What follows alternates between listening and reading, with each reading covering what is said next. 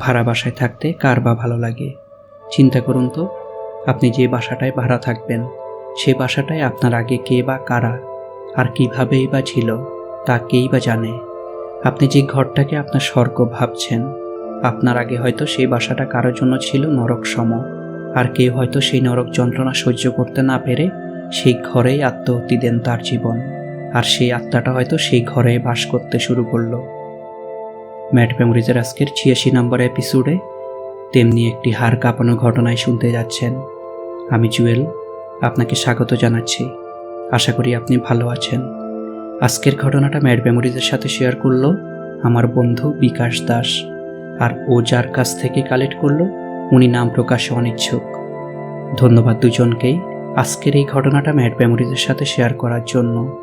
চাইলে আপনিও শেয়ার করুন আপনার জীবনে ঘটে যাওয়া যে কোনো ভয়ানক ঘটনা, আর তা পাঠান madmemories@gmail.com-এ বা ফেসবুক পেজে। আর শুনুন নতুন নতুন ঘটনা প্রতি শুক্রবার ঠিক রাত ৯টায়।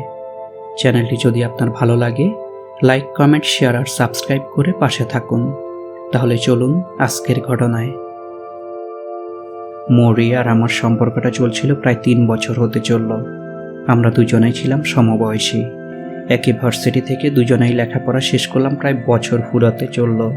আর পুরোটা বছর ধরেই আমি চাকরির পিছনে ঘুরলাম, কোনো কিছুই হলো না। আর মৌরি কন্টিনিউয়াস যুদ্ধ করে যাচ্ছে ওর পরিবারের সাথে, যাতে ওর বিয়েটা কোনো রকমে আটকানো যায়। প্রচণ্ড প্রেশারে ছিলাম আমি আর মৌরি। জানি না আমাদের কপালে কি লেখা আছে। মৌরি ওর পরিবারের সাথে আমাকে পরিচয় করিয়ে দেয় প্রায় মাস ৬ আগে। কিন্তু ওর পরিবার আমাকে পছন্দ করলেন না। কেনই বা করবেন? ওদের সাথে আমাকে কোনোভাবেই চায় না। আমার না আছে বাড়ি, না আছে গাড়ি, না আছে ভালো একটা চাকরি, আর না আছে বাবার টাকা। ওর বাবা সরাসরি আমাদের সম্পর্কটার বিরোধিতা করলেন।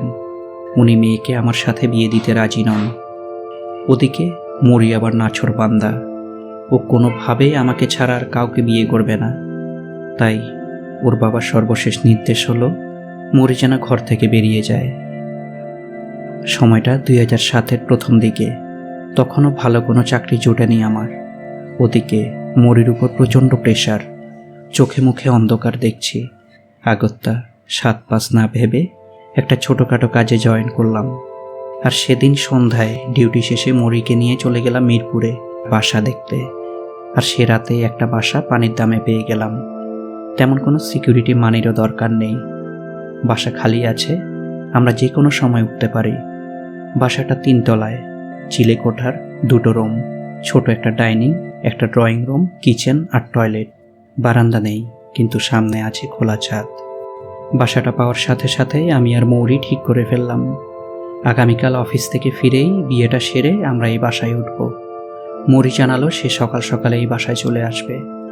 তারপর দিন অফিস থেকে ফিরে মৌরিকে নিয়ে কোনো রকম ঝামেলা ছাড়াই নিজেরা বিয়ে সেরে নতুন বাড়িতে উঠলাম। বাসায় এসে দেখলাম সারাটা দিন জুড়ে মৌরি বেশ ভালোই খেটেছে এই বাসাটার পেছনে।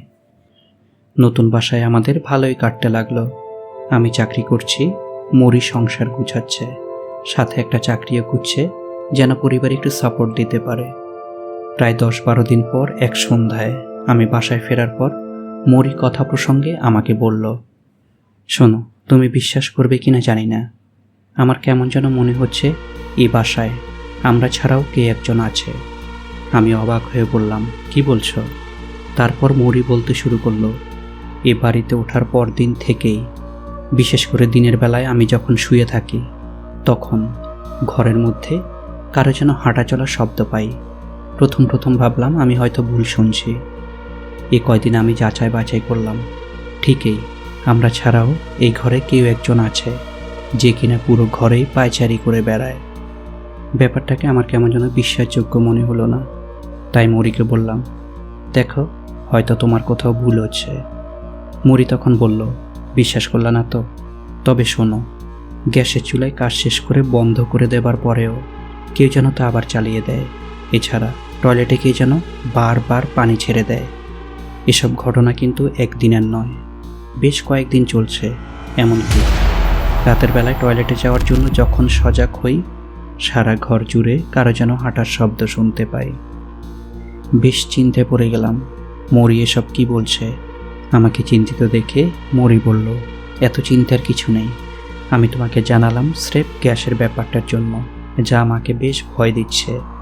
খেয়াল করলাম যদিও মরি মুখে বলছে এক, কিন্তু ওর চোখে মুখে ফুটে আছে একটা ভয়ের ছাপ। বুঝতে পারলাম কিছু একটা হচ্ছে। তারপর ওকে বললাম, আজ রাতে তুমি যখন উঠবে তখন আমাকেও জাগিও। সে রাতেই হঠাৎ মরি আমাকে ঘুম থেকে জাগিয়ে তুলল। রুমের মধ্যে হালকা ডিম লাইটের আলোয় দেখলাম মরির ভয়ার্ত মুখ। সাথে সাথে ও আমার মুখটা চাপা দিয়ে ইশারায় শুনতে বলল। স্পষ্ট শুনতে পেলাম ড্রয়িং রুমে কেউ যেন হাঁটছে।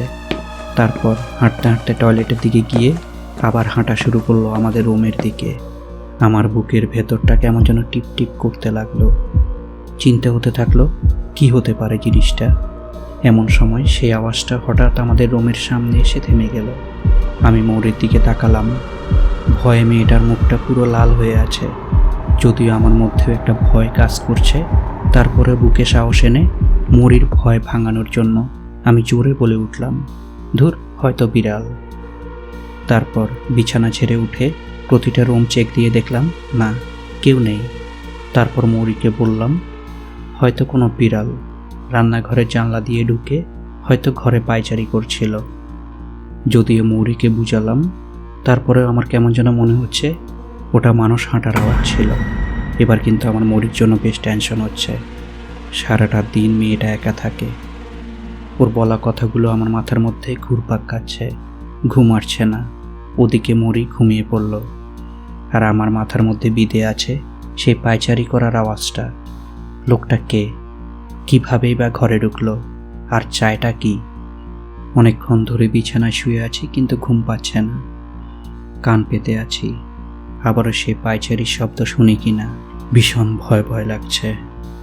অনেকক্ষণ শুয়ে থেকেও ঘুম না পাওয়ায় টয়লেটে গেলাম।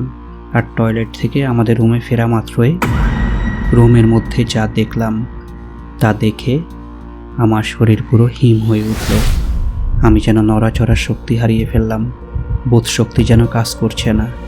দেখলাম আমাদের ফ্যানের সাথে একটা দড়িতে ফাঁসিতে লটকে আছে একটা মেয়ে, সাদা কাপড় পরা।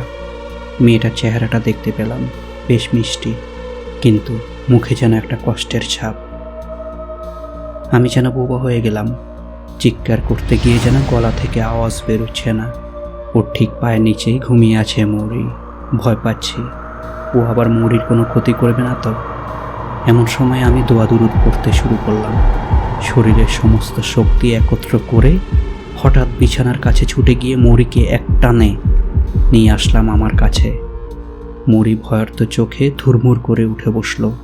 আমি আবারও তাকালাম উপরের ফ্যানের দিকে। একটা স্বস্তি নিঃশ্বাস ফেললাম। না, কেউ নেই। কি হলো আর কেনই বা এমন করলাম? মৌরি জানতে চাওয়াতে ওকে কিছুই বললাম না। সে রাতে দুইজন বসে গল্প করে কাটিয়ে দিলাম। খুব ভোরে দুজনে হাঁটতে বেরোলাম বাইরে, কারণ ঘরের মধ্যে যেন আমার নিঃশ্বাসটা বন্ধ হয়ে যাচ্ছিল। রাস্তার মোড়ে গিয়ে দেখলাম একজন মুরব্বি তার চা দোকান মাত্র খুলছেন। আমরা গিয়ে বসলাম সেই চা দোকানে। মুরব্বি আমাদের দিকে তাকাতেই আমরা বললাম চা খেতে আসলাম। মুরব্বি জানালেন দেরি হবে। আমরা বললাম কোনো সমস্যা নেই, আমরা অপেক্ষা করছি। আমরা দুজন নীরবে বসে আছি, কারো মুখে কোনো কথা নেই। তখনও আমার বুকের মধ্যে যেন হাতুড়ির বাড়ি চলছে। আমি কি দেখলাম? শরীরটা তখনও কাঁপছে, কিন্তু আমি মৌরিকে কিছুই বুঝতে দিচ্ছি না। এমন সময় মুরব্বি আমাদের কাছে চা নিয়ে এসে জিজ্ঞেস করলেন আমরা কোনো সমস্যায় পড়লাম কি না। মুরব্বির আচার আচরণ দেখলাম বেশ ভালো, বিশ্বাস করা যায়। তারপর ওনাকে আমাদের সব ঘটনা বললাম। উনি আমাদের সব ঘটনা শোনার পর বললেন যে কোনো বাড়িতে ওঠার সময় বাড়িটার ব্যাপারে জেনে ওঠা ভালো। তারপর সেই মুরব্বিকে সেই বাড়িটার কথা জিজ্ঞেস করতেই উনি যা বললেন তা শুনে আমরা দুজনে শিউরে উঠলাম। উনি বললেন বছরখানেক আগে এক দম্পতি আমাদের বর্তমান সেই বাসাটায় উঠে, আর মাসখানেকের মধ্যেই হঠাৎ সেই বাসা থেকে আশেপাশে সবাই একটা পচা গন্ধ পায় এবং পুলিশকে জানায়। তারপর পুলিশ এসে সেই বাড়িওয়ালা সহ বাসার দরজা ভেঙে ভিতরে ঢুকতেই দেখতে পাওয়া যায় একটা মেয়ের ঝুলন্ত লাশ, যা অনেক দিন ধরে পড়ে আছে। ওর স্বামীকে আর পাওয়া যায়নি, ওদের ঠিকানাও পাওয়া যায়নি, তাই মেয়েটা মারা যাওয়ার কারণও উদ্ধার হয়নি। আর পরে বাড়িওয়ালা আর পুলিশের সহায়তায় সেই মেয়েটা সৎকার করা হয়। এরপর সেই বাসাটা আর কেউ ভাড়া নেয়নি, আমরাই প্রথম যারা এই ঘটনার পর বাসাটা ভাড়া নিলাম। এখন আমরা কি করব? সেই বাসায় আর যেতে ইচ্ছে করলো না। সাহায্য চাইলাম সেই মুরব্বির কাছে। পরে সেই মুরব্বির কাছ থেকে একটা ঠিকানা নিয়ে সেদিনেই আরেকটা নতুন বাসায় উঠলাম। কেমন লাগলো আজকের ঘটনা কমেন্টসে জানান, আর ভালো লাগলে লাইক আর শেয়ার করে দিন। সময়টা ভালো কাটুক আপনার, সুন্দর হোক আজও আগামী। শেষ করছি আজকের এপিসোড। ভালো থাকুন, সুস্থ থাকুন। ধন্যবাদ।